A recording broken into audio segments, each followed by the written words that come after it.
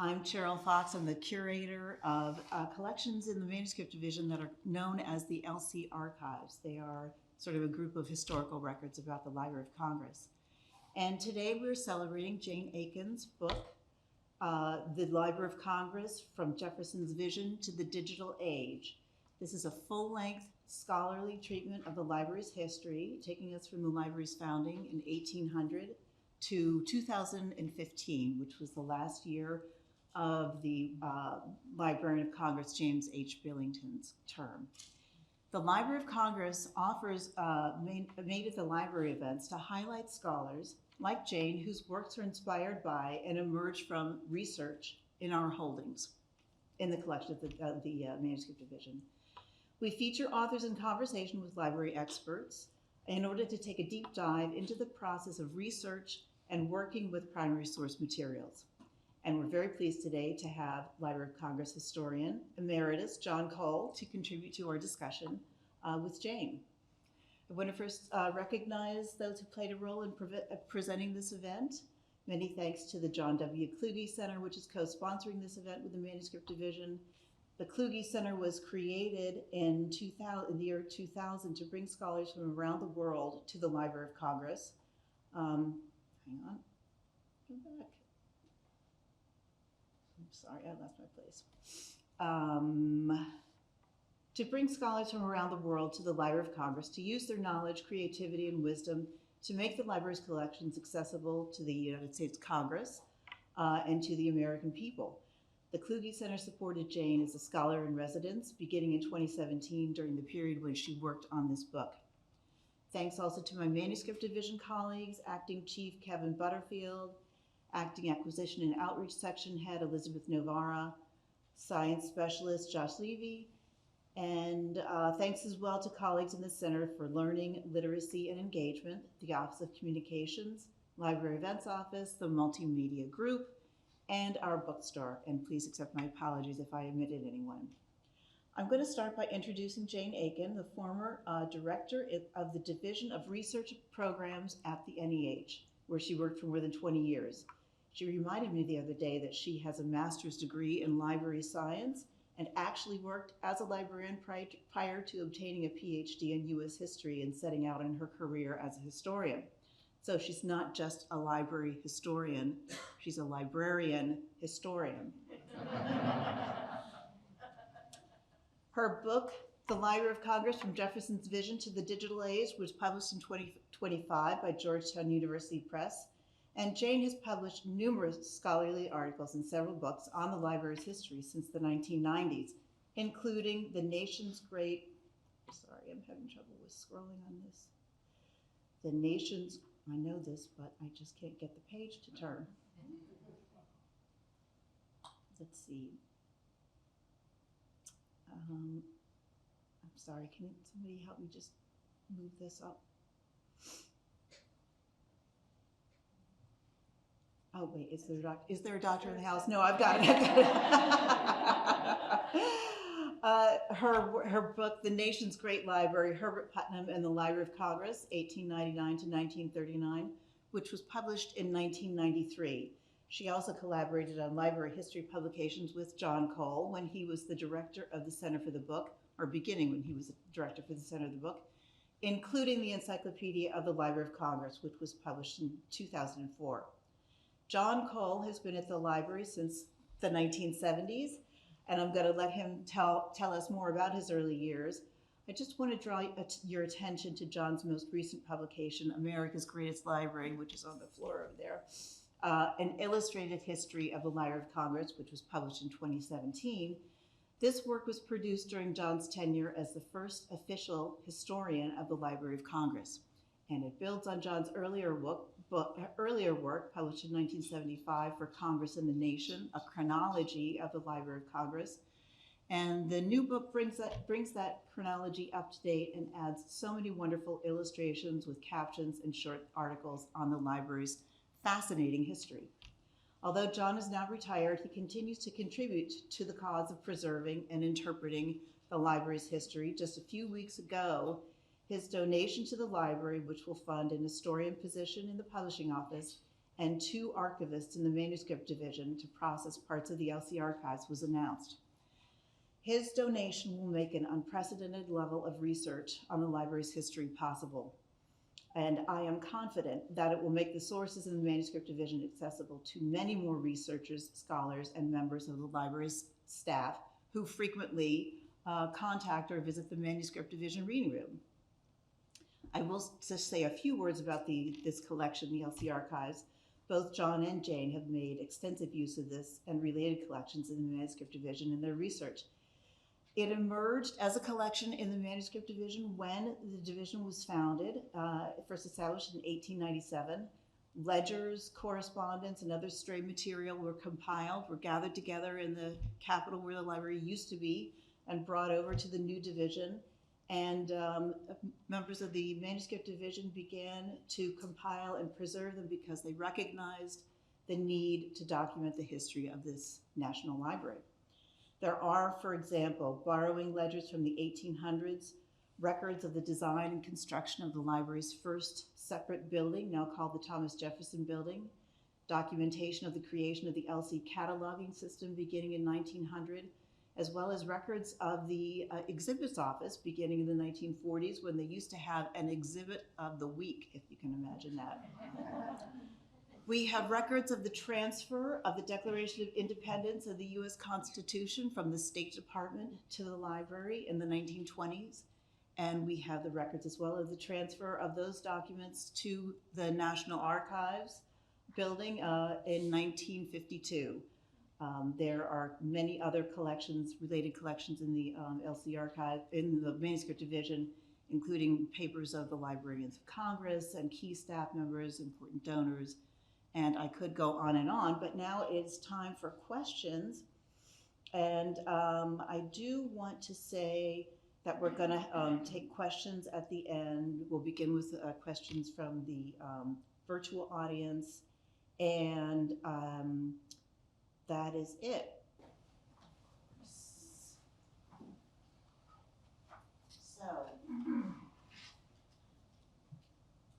Jane, I'd like you to please start, tell us about working with the library's Kluge Center and the publishing office to produce your book. You conducted extensive research in the library's Manuscript Division and other repositories, and I wonder how that research that you did led you to publish this book. Okay, can everyone hear me? Well, okay, I will speak up, John, right? Yes, well, I want to say thank you, first of all, to the publishing office. I went to them with an idea of doing a history of the library, and I had written several sample chapters. And they took that right up and went to university presses and other places that they thought might co-publish with the library, and were fortunate to find a publisher. And then they took my chapters as I wrote them, and we worked through them together and went to the publisher with a finished manuscript. So I'm very grateful for that. The support from the publishing office was wonderful. And also the support from the Kluge Center, where I was given a desk and a place to work and all the books I wanted to bring in, which was quite a few books indeed.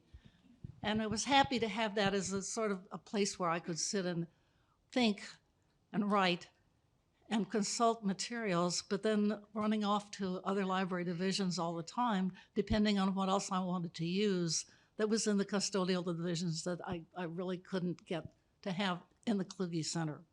So it was a situation, I think, of mutual support. And it was a completely wonderful experience, which I really have enjoyed a lot. Thank you. John, I have a question for you. Of course, you came to the library a few years earlier than Jane, back in the 1970s, and you were inspired back then to write your dissertation on Ainsworth Spofford, a very consequential Librarian of Congress, but someone who was not fully appreciated back then.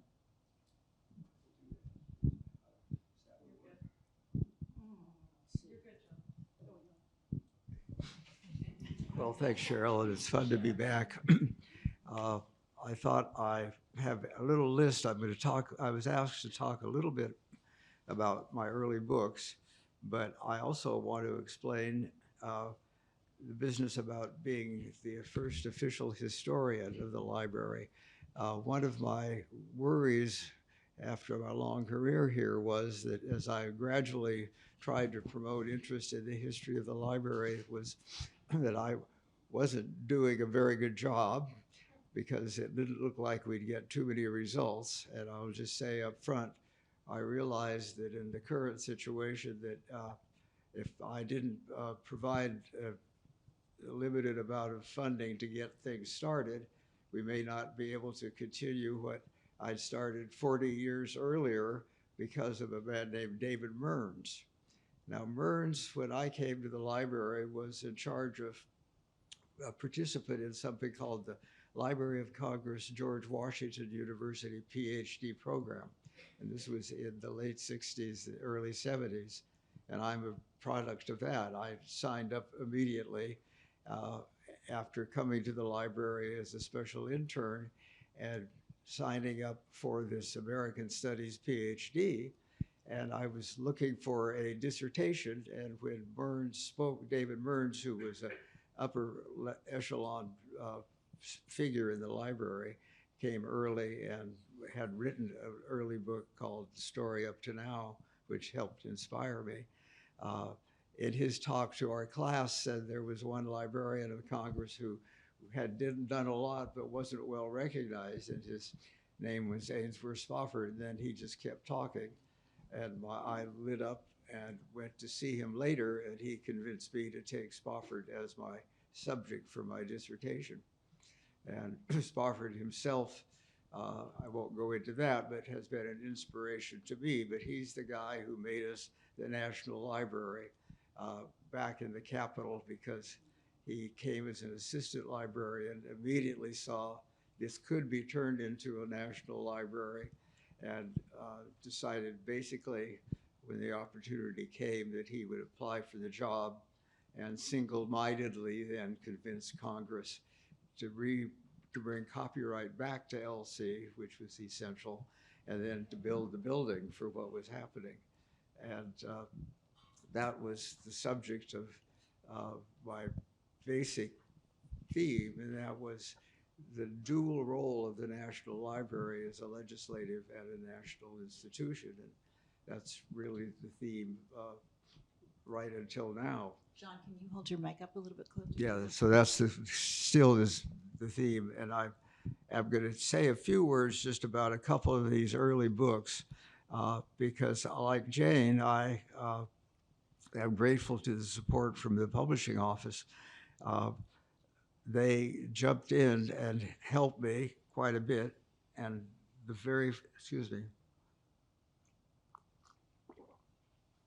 it all started in 1978, however, when Dr. Borston snagged me to chair his task force on goals, organization, and planning.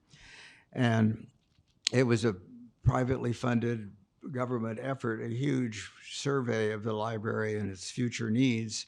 And I got snagged because I had just published an article about the dual role of the Library of Congress as a national and a legislative library. And I jumped into it and had a wonderful time with outside advisors, privately funded, 70 outside advisors, if you could imagine, divided into 8 task forces. And a lot of people here, well, not here necessarily, sent in suggestions. Some people here did so. And we had the report after a year, and it was during that year that I got to know Dr. Borston, and he decided that I probably was a good candidate for something he hadn't told anybody about, and that was the Center for the Book, which he carried in his mind when he became Librarian of Congress. But I suddenly was faced with the report, putting it together, and I had good help from friends that many people here will know. Robert Zeke, I managed to get his help for that whole year, and Christopher Wright and Nancy Mitchell and a number of staff members helped on this. But I was faced with this report of 200 pages, putting it together, which we'd worked on together, and it seemed that it needed a little spicing up for the book. And the book was about to be published by Bowker, which was one of our advisors. So I decided to add an 85-page history of the Library of Congress, which was the very first time I'd tried to tackle the whole library. And it worked pretty much. And that inspired me, to move ahead in my task force after the task force with the other books. And the first one that came was that was LC in Perspective, was for Congress and the Nation, the dual role, there it was. And that was a chronology based on what I'd studied in my dissertation. And I had wonderful help with the publishing office, but in particular from a woman whom some of you may have heard of. Her name was Helen Ann Hilker, and she was she really became kind of the archivist for a history of copyright show. As copyright was celebrating its centennial, and I worked with her, and she knew a lot about the history, and she kind of pushed me on this first book, and I was very happy with it. It looked like it was going to come out at the end of 1978, and it came back from the GPO, and this was my first experience, and it had to be rejected because half of the covers were on upside down, and that was not a good start. But it did get published in 1979, and then the next one was something that was a documentary history of the library that was done not by the library but by Congressional Information Service. It was my book basically in microfiche form. It was the hot technology of the day, and that I have been amazed at the number of people who still use that because it's been surpassed a few times, but it really worked out well. Then I had the little idea of with publishing's help, short histories of the library, and the short histories of the library. The first one was, I decided to call it Jefferson's Legacy and then I had cold feet about that title because I said, well, maybe it should be A Jeffersonian legacy. And I did my own research at that time and went back and realized that Archibald MacLeish, when he was librarian, really was the one who started pointing to Jefferson as our sole founder, our most important founder. And he got that from Chief Justice Felix Frankfurter, who had recommended Roosevelt hire MacLeish. And so I got my courage back and just called it Jefferson's Legacy. And that was the turning point in our institution, starting to look at Jefferson. It wasn't me, it was MacLeish. And he did an exhibit. The annex had just opened. And MacLeish's idea was we would show how Jefferson helped every aspect of the collections in the library by having a exhibit at where those divisions were, and science was new in the Adams building. And so everybody looked at what Jefferson did in their libraries, in their collections. And just to wind this part up quickly, the next one that was paired with Jefferson's Legacy was On These Walls, which began as a small booklet. And I realized that it really was an important one, but that I based what I did on earlier LC descriptions of quotations and inscriptions. And it was fine, but the publishing office came through like 12 years later and actually added the photographs to an expanded edition from Carol Highsmith. And it turned into be a dazzling, much enlarged publication, which I was talking to the shop people here, has continued to be by far the best-selling book in the shop. And then I just kind of plowed ahead and ended up with the biggest coffee table book was published in Norton by Norton, and it was on the art and architecture of the library back in 1997. And I had great luck. I've always had great luck on these books. And I was the co-editor with his historian, architectural historian Harry Hope Reed. And Norton loved the book, and we ended up reprinting it 3 times. And 2 of the authors, however, were my bosses, Dr. Borston and Dr. Billington. And I decided not to touch their essays for very good reason. And I really didn't do much more except to keep pushing on that. And then finally, we've slipped into the book that's already been mentioned, which is the new illustrated history of the library, which really has been a pleasure, and it's been reprinted as well.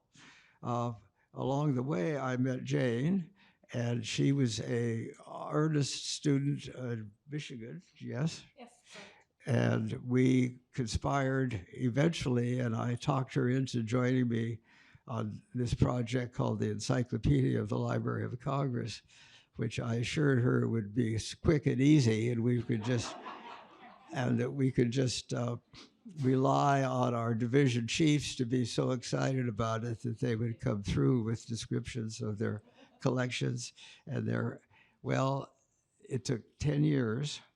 And it was very time consuming. I'm very glad we did it, but and it stands today, but it came out in 2004. It wasn't digitized. There was a crisis at the end, and we had to meet a deadline with the publisher, and we had to toss out, we didn't toss out, I still have them, lots of biographies of LC employees, because when I first came, I was presented with boxes from the copyright office of obituaries that someone had saved of LC employees. I still have it. We still have it. The future historian will have it. And I jumped the gun and announced that my next project was going to be a book about LC employees and how they represented every possible field. And it was a unique source of people. And it really, so that is going to be waiting for the new historian. Sorry to run on so much, Cheryl, but No problem. those ideas are, that's kind of the background, and from that, other things grew. Well, I have to jump in here. It was 1981. I remember very clearly. Somebody told me, I just moved to Washington. I came from the Midwest originally, and I had a career as a librarian. Somebody told me that John was holding meetings about the library's history. And I don't remember quite. Was that 81? Yeah, Oh, something like phew. 81, I think. It was early. Yeah, it was, you were there, and you were holding meetings. And every so often, he would have a meeting in the offices here, and I would attend, and I was looking for a dissertation topic. And so, knowing that John had written about Ainsworth Grant Spofford, I kind of took the next person that came along and wrote about Herbert Putnam, who was and is the longest serving Librarian of Congress. He was here from 1899 through 1939. And oh, what a story we had from Putnam. So many innovations, so much happened that set the Library of Congress's relationship with other libraries. Whereas John starts out with the Library of Congress as a national library and building the kinds of collections that could bolster a national library. Putnam came in and he brought in some services that would tie other libraries to the Library of Congress. I'm talking, of course, about the card service. And soon after, he inaugurated the card service. He put a printing plant in the library's basement, started printing cards in 1901, And I don't think the library ever looked back after that, because libraries started to buy the cards. They wanted the cataloging. We were just talking about that a little while ago down here. And actually, libraries bought those cards. They didn't necessarily use all the information on them. Sorry, you're nice. Okay, it's not working? Okay, if I need to be louder, tell me. They didn't necessarily use all the information on them, right? They would use what they wanted, but they could cross out what they didn't need and put them in their catalogs. And so that was the way the Library of Congress card service got started, and it eventually became the online catalogs that we know today. And then it was 96, I think, John, when you called me and said, would I like to collaborate? Well, would I like to come along as he worked on the Encyclopedia of the Library of Congress? And I think I kind of did come along on that. I would come over when I had time away from my job at NEH, and I would write some articles, essentially a lot of the ones that nobody else wanted to write.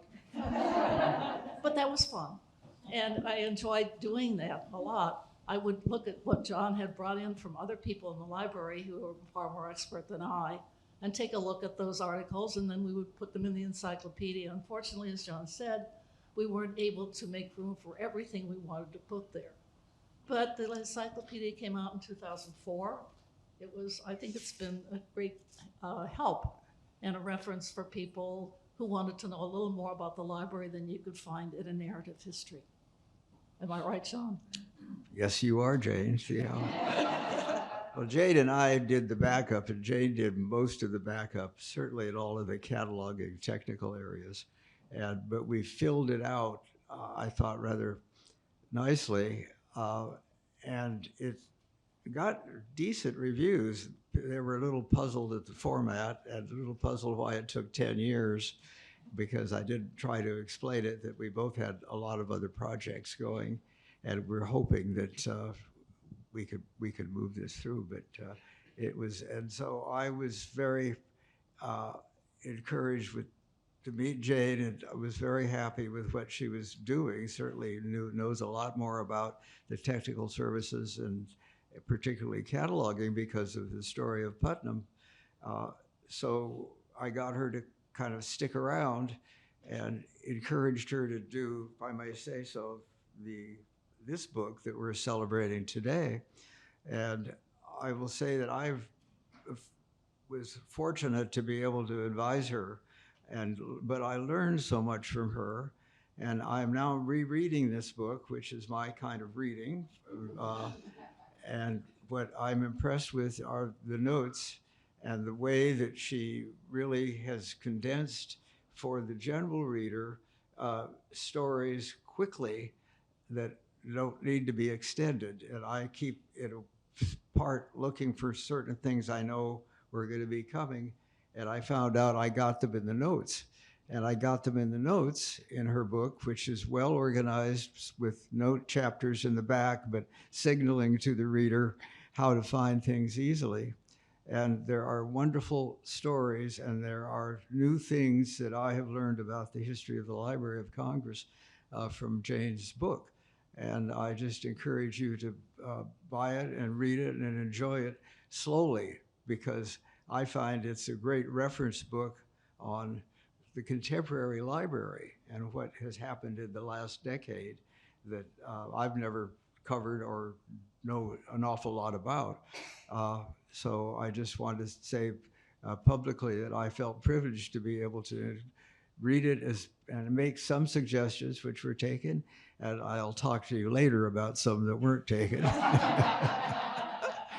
Nothing to do with the Center for the Book or me, of course, just concerned about the library as a whole. But I was so proud of her and of Georgetown University Press, which I think has done a terrific job on this book. And it's formidable, but it's not overwhelming. And it's divided in a way that it's readable, especially with the two sections. And it's the most comprehensive book we now have about the overview of the library. Cheryl? Yes, John, we have to talk. And we will. John, it's been a wonderful collaboration, as you can gather. And I've always felt very grateful to have John's help. And when I decided that I wanted to do a full history of the library, this was back in 2016 when I retired from the endowment. And somebody just asked me, how long did it take you? And I said, well, there was COVID, of course. And that got kind of interrupted. But I think it took about 5 years from the time I started working on it, from the time last year or a year and a half ago maybe, that I sent it to the press. And it was a great experience to be able to do that. It did seem to me at the time that there was room for another narrative history of the library. What we'd done in the encyclopedia, we had articles that covered the full history, and John had done so much on the history of with his early histories of the library, with the chronology. But it did seem to me that we needed something more that took into consideration just a wealth of material, articles, hearings, committee prints, all kinds of documentation that had appeared that hadn't really been referenced and put together. So this history that I've produced is one that sort of goes over the high spots. It doesn't go into all of the divisions in depth. It couldn't. And I hope that more histories of the divisions and the offices will now appear. And I'd like to encourage people to document the history of their working places, their workplaces, and what they're doing. Cheryl, back to you. Okay, great. This might be a good time to talk about the importance of institutional memory at the Library of Congress. I mean, we are very aware of our history, and we talk about it a lot, but what really understanding the history as an institution is an important thing for us, for any institution. Well, I thought those meetings that you started in the 80s, when you brought people in. Well, I remember them very well. It was with LCPA, people remember, and we had panels, and I cooked up one on LC history, which I really enjoyed, but it didn't get an overwhelming number of people following it. But I looked back, and we did it for about 3 or 4 years, and that's when I also started something that I hope will continue with the new situation that we've got, kind of combining LC history and archives in a new way and widening the scope into things like oral history. Because I actually started, as some of you remember, Josephus Nelson, who worked on an LC oral history project that was funded by the Madison Council. Well, that was one piece. There's always been some interest in oral history, and now with help from others, we have started with FRD's help and funding, which Mark Sweetie provided through the publishing office for interviews of retiring people now, to try to start catching them at an early period. But I went back and did interviews of people that I thought were important, like David Mearns, and so it's been a very spotty kind of development of oral history at the library, which I hope is one of the new things that could come from the work we're doing. I have to say that one of the things that helped me when I was looking at what happened at the library in the 60s and 70s was the oral history of Mark. Right. That is available in Manuscript Division, the LC archives. And that was one of the few at that time. Do you want to say what Mark is? Available. Maybe we should say what Mark is. Yeah. Mark is the machine reader cataloging. Sorry. One of the challenges of writing about the Library of Congress and any library is the acronyms. And I spelled out as many of them as I could, and I still speak acronyms. Well, and you were very fair-handed about some of the unpleasant things that happened to the library with racial discrimination, and the judgments were coming, and those were really tough years, and they're tough to describe fairly, and you do. And then if you want to read more about it, you could go to the back. But she really has documented in ways that nobody else has some of the internal activities in some of the years that are, you know, are tough for the library. I had fun. Well, I do have fun with it, but I worked for Dr. Borston very closely because of the Center for the Book, which was his baby. And then he basically brought in all of his friends and decided that they could help support the Center for the Book. And we did it largely privately because I'm working up to talking about the development of the development office. Dr. Borston did not believe we needed a development office. And interestingly enough, one of his proofs was going to be the Center for the Book, which did succeed with small sums of money for private support. And a lot of that came from people who were his friends and foundations related to it. And then suddenly Dr. Borston the library got jumped on by Congress in about 1980, what it was.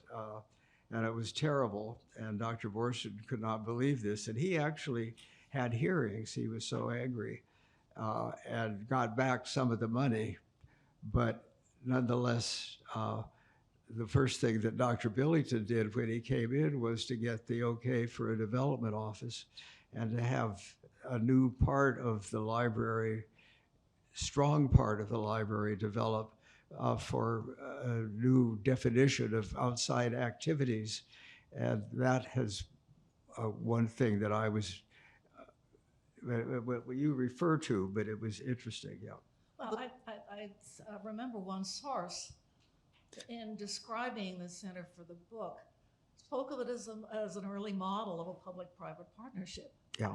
And that is looked to in more recent history as something that was quite an innovation. Well, that part of it, that idea of the example did work in certain ways for the center. And you're right, you had it in there. Uh-huh. Jane, would you like to talk about the earlier donations that were made to the library through the Trust Fund Board? Well, this was an innovation that occurred during the librarianship of Herbert Putnam. This is the 1920s. And the Trust Fund Board came about because the library began to be offered gifts.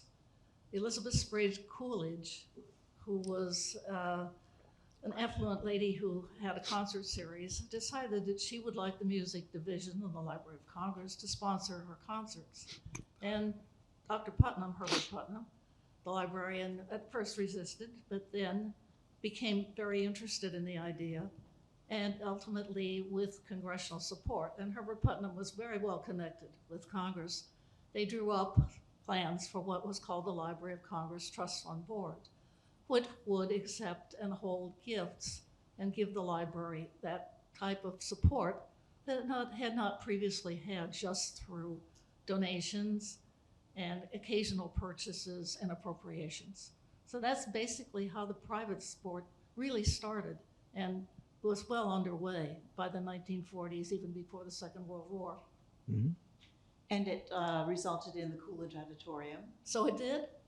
And yes, in the Coolidge Auditorium, she built the auditorium. It was $60,000 at the time.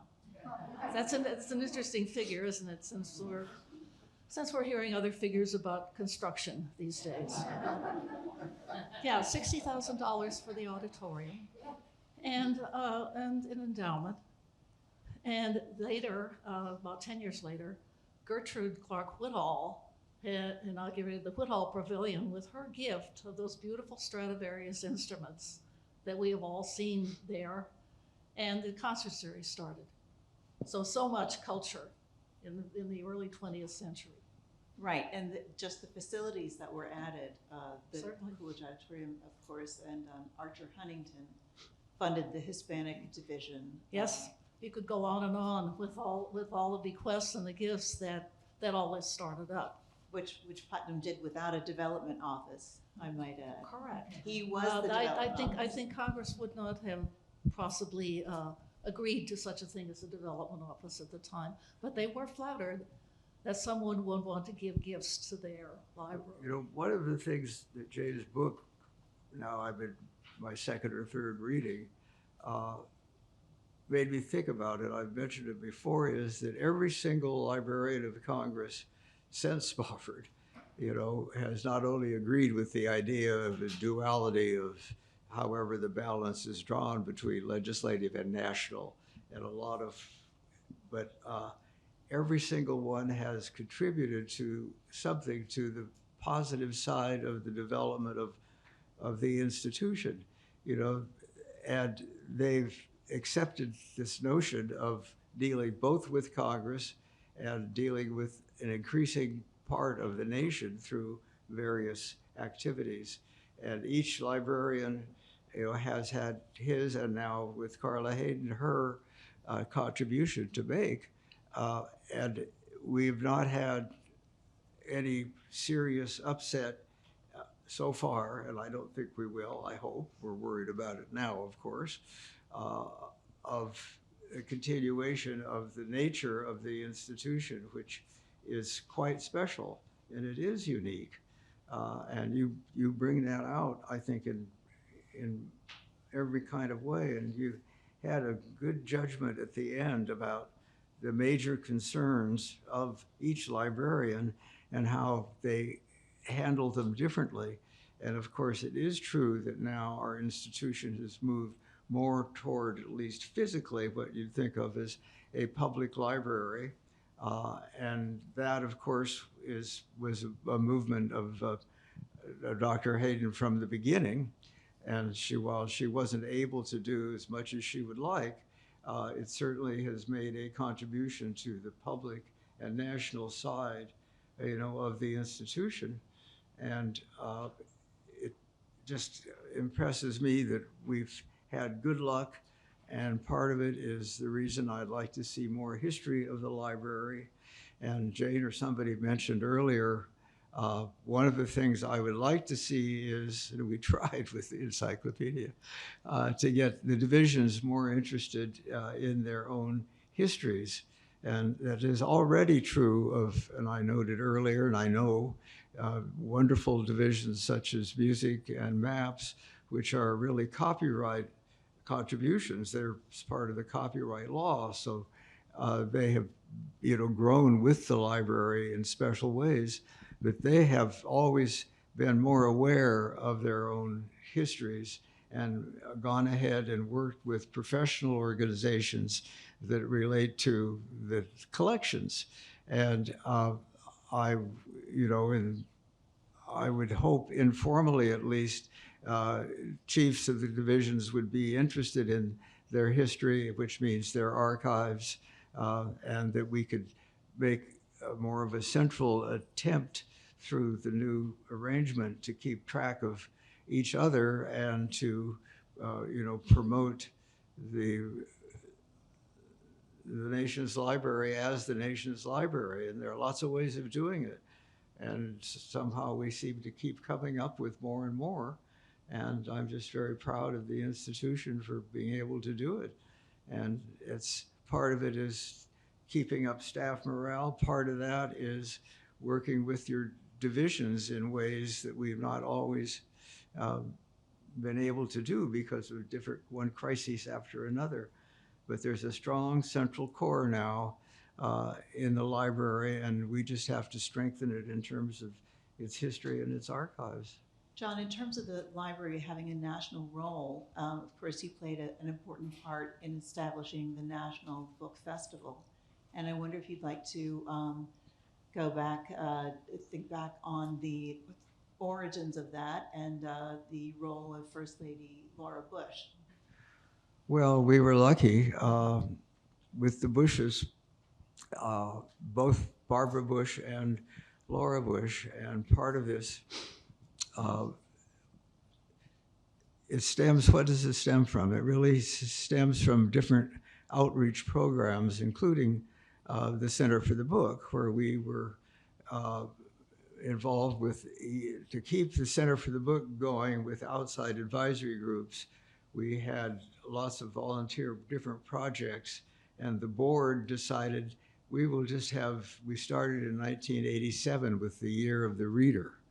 And then of course, that led to the Year of the Young Reader, and who should pop up but Barbara Bush, who already had interest in literacy for young readers, and who should also be most interested in that, but Dr. Billington at that period. And but we decided to have not only the Year of the Reader, the Year of the Young Reader, but it was a way that we could reach across the country with the boards. And it happened that with the case of Laura Bush, that she knew about her mother-in-law's involvement at the library. And Barbara Bush had actually come to some Center for the Book symposia, and we started working with the young readers in the Center for the Book, and then suddenly Laura Bush decided, as a professional librarian, among other things, and the head of the Texas Center for the Book, which was part of our network, that once her husband was elected president, and I happened to be at the Texas Book Festival when she made the announcement. I didn't hear it right away, that she was going to go, she and George would come to Washington and create a national book festival and invite the Library of Congress to be the partner. And she announced it before talking to Dr. Billington or anybody. And so then I got into a wonderful trap of talking to Joanne and seeing what they knew and saying that the Center for the Book would love to help with this in any way we could, which is what we did in the very beginning because nobody else was there to do it. But it turned out to be a wonderful partnership with Dr. Billington and Laura Bush. And I was just reflecting on that the other night, that it lasted for 8 years. And it brought in terms of both fundraising, visibility for the library, unparalleled, and same actually for authors and in many ways and elements of the program. And it was just turned out to be a wonderful national activity for the Library of Congress, which happened to come our way, but because we were kind of prepared to take it on. And that is a flexibility of leadership at the library. And that's always kind of pushing and always having Congress looking over our shoulder to Congress and wondering what they're going to do, and especially these days, maybe, but also having other opportunities that have been built through organizations such as the Madison Council, you know, which you wouldn't think would be something associated with the Library of Congress, but if it weren't for Dr. Billington and his devotion to the library and paying for it in whatever way he felt that it could be paid for. And it just isn't often you get an organization that has all of these elements rolled into it. Now, the Smithsonian is another one, but I mean, these are organizations that develop their own ethic and way of relating to the nation, and I'm just proud of what the library is able to do. Now have this wonderful source, which is going at things in not a completely different way, obviously, but for the library, it's new. And having kids getting direct service at the library is something the Center for the Book helped pioneer. And we ended up opening that lonely little young reader center in 2009 because of the commitment that Dr. Billington had made, in part, and that helped open the way for the National Ambassador Program for young readers. And everyone has kind of joined in this yet one more outreach part for the library. That's all. Should we save some time for questions from the audience? Liz, I don't know if you have any from online. We don't currently have any right now. There's one. We have some questions here. Let me just, I'm going to take the mic down.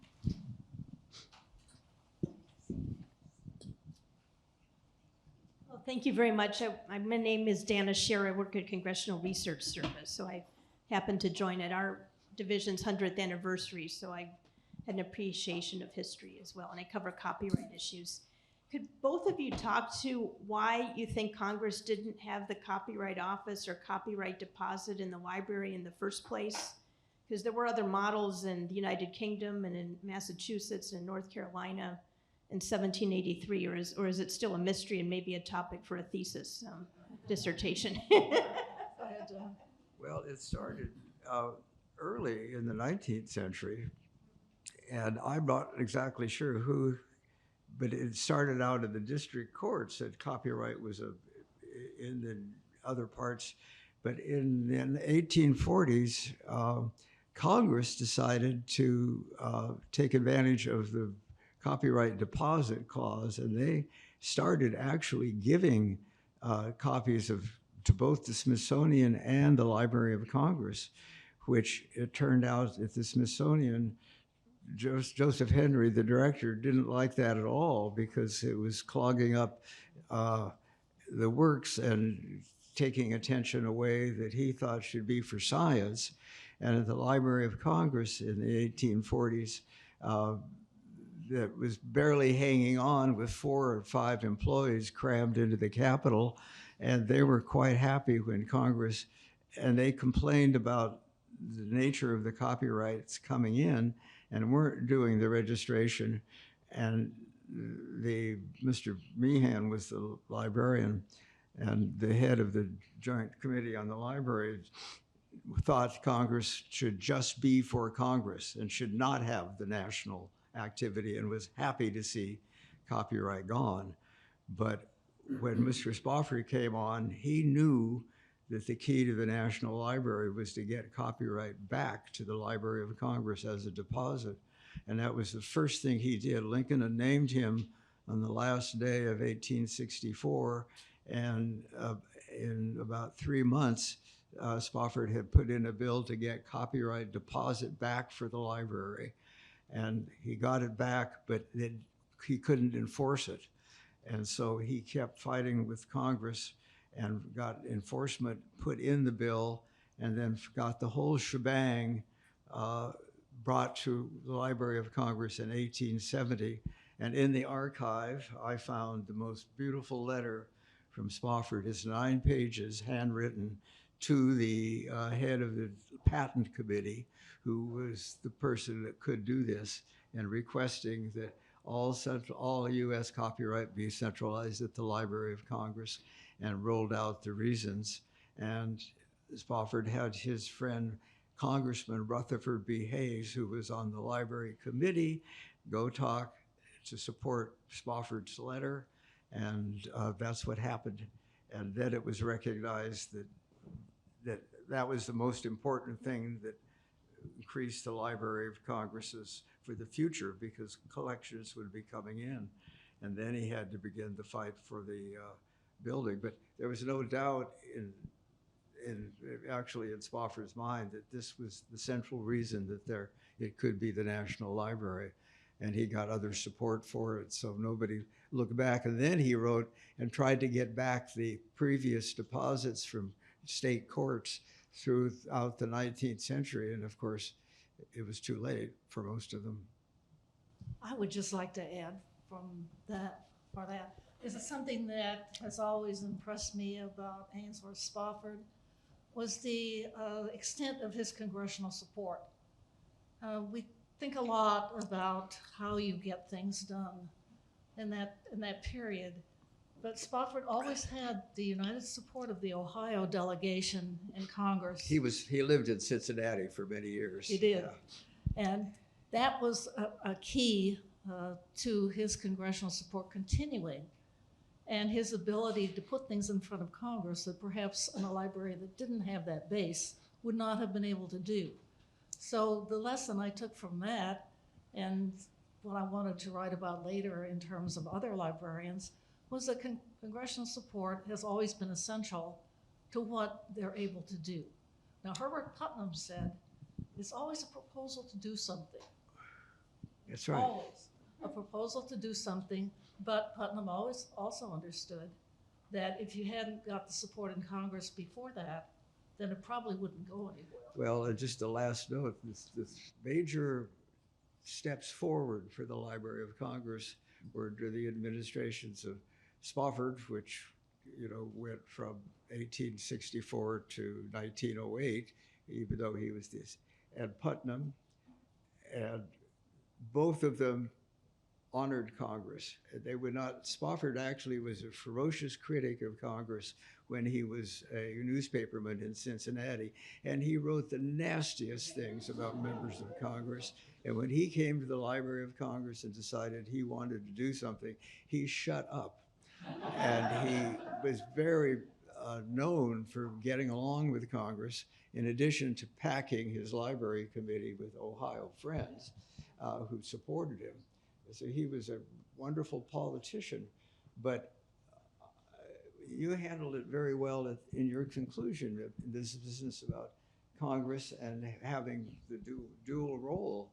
And they have gone together, and Putnam himself often was unwilling to criticize Congress and then turned it around and said, but some of our best friends in supporting acquisitions are members of Congress in their roles of citizens of the United States, take pride in what we're building here. And so, and that is basically true. And you said as much when you did the conclusion of your book about Congress will always be here, and the smart librarians of Congress take advantage of it and use it, and are patient enough to find ways that bring the congressional support back. I'm just hoping it happens again, but because we're in a dangerous period, but I think it probably will. I think we have time for just one more question. Anybody? All right, well, you've answered everything then, obviously. Can I continue Yes. just with Spofford for a minute? Because he's still one of the most fascinating people that have been librarians. Spofford never said anything to Congress about I'm building a national library. He never mentioned National He never Library. says it. And then Putnam comes in, and what does he do? The first thing he does, one of the first things he does, was say, I need a place to entertain people. So let's have a restaurant up in the library, in the building, and we will have what we call a round table. And he brought in people, as many people as he could, who he thought would be key to supporting the library, and built a constituency through his roundtable luncheons. John, you want to talk about that? Well, the That WCT, was a masterstroke. but then the WCTU, is that what it is? The anti-alcohol people got after Putnam. They got after Young. Yeah, and stopped the serving of alcohol in the National Library. So, They served it in Congress, well, the Capitol. So, but between the two of them, and then you add the outreach from McLeish when he was librarian, who brought in all kinds of new groups and interests for the library, not to mention letting them help set up the CIA and the annex, True. which is interesting. But so we really found out a new purpose for a national library. We keep finding them as we move along. All right, well, thank you everybody for being here. And thank you very much to Jane.